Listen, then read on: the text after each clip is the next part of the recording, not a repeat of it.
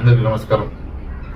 ఈరోజు ఢిల్లీలో భారతీయ జనతా పార్టీ ప్రభుత్వం ఏర్పడబోతుంది.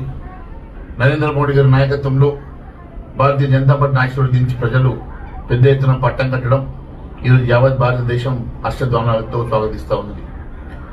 గతంలో ఆ పార్టీ తప్పుడు హామీలు ఇచ్చి అవినీతిమయమైపోయి వారిచ్చినటువంటి భరోసాలన్నీ కూడా పటపంచలేని, ప్రజలు వారి మీద పెట్టుకునేటువంటి ఎన్నో ఆశలు అడియాసలేని వారు అవినీతిమయమైనటువంటి పాలన, కేవలం మాటలు మాత్రం నీతి మాటలు చేసేసి రాష్ట్రాన్ని పూర్తిగా అధోగతి పాలు చేయడమే కాకుండా పూర్తిగా అవినీతిలో కూరుకుపోయినటువంటి ఆ పార్టీని పూర్తిగా ప్రజలు ఈరోజు తిరస్కరించి భారతీయ జనతా పార్టీ నరేంద్ర మోడీ గారి నాయకత్వంలో అధికారాన్ని భారతీయ జనతా పార్టీ కట్టబెట్టడం, 11 సంవత్సరాల పాటు భారతీయ జనతా పార్టీ దేశంలో అధికారంలో ఉండి ఏ ఒక్క అవినీతి మచ్చ లేకుండా, ఏ ఒక్క కుంభకోణం లేకుండా ఈ భారతదేశాన్ని సుపరిపాలన అందిస్తున్నటువంటి నరేంద్ర మోడీ గారి నాయకత్వాన్ని ఆశీర్వదించి ప్రజలు మళ్ళీ భారతీయ జనతా పార్టీకి పట్టం కట్టడం చాలా ఆనందంగా ఉన్నది.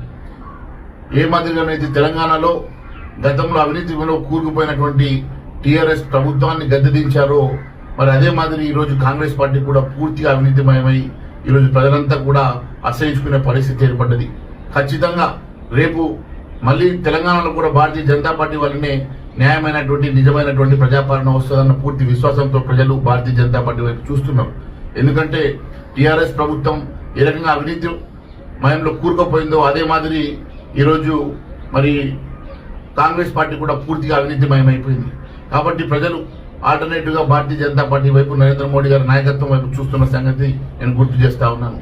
ఈరోజు ఢిల్లీలో పట్టం కట్టి నరేంద్ర మోడీ గారిని ఆశీర్వదించినటువంటి ప్రజానికం యావత్ భారతదేశంలో ప్రజలంతా కూడా హర్షధ్వానంతో స్వాగతిస్తున్నటువంటి సందర్భాన్ని గుర్తు చేస్తా ఉన్నాను.